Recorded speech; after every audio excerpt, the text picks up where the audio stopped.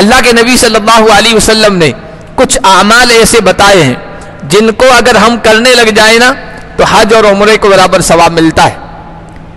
بہت سارے لوگ جن کو اللہ نے مال نہیں دیا، حسرت کے ساتھ حاجیوں کو دیکھتے رکھتے ہیں، وہ بھی کرنے لگ جائیں، اور بہت سارے لوگ ایسے جو سب کچھ ہے، مال ہے، دولت ہے، ہر سال عمرہ نہیں کر سکتے ہیں،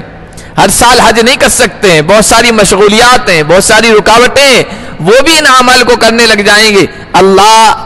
حج اور عمرے کا ثواب ان کے نام اعمال میں لکھے گا۔ وہ کون سے اعمال ہیں؟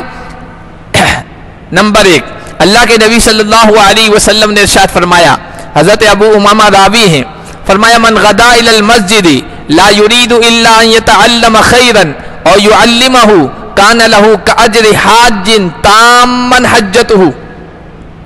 حضور نے فرمایا جو آدمی مسجد کے لیے صرف اس نیت کے ساتھ آئے، جو مسجد میں صرف اس نیت کے ساتھ آئے کہ وہ خیر کی بات سیکھے گا، دین کی بات سیکھے گا، علم کی بات سیکھے گا یا سکھائے گا، سیکھنے کے ارادے سے یا سکھانے کے ارادے سے آئے مسجد میں، کان لہو کاجر حاج تامن حجتہ، اس کو اتنا اجر و ثواب ملتا ہے جس نہ کسی حاجی کو جس کا حج تام ہو، مقبول ہو، مقبول حج کا ثواب مل رہا ہے۔ کتنا آسان اجر و ثواب اللہ تعالیٰ نے ہمارے لیے لکھ دیا ہے،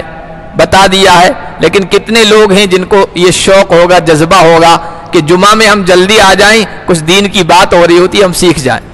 عام طور پر لوگ کس وقت آتے ہیں آپ دیکھ لیجئے، جب عربی والا خطبہ شروع ہوتا ہے جس کو سمجھتے بھی نہیں کہ کیا کہا جا رہا ہے،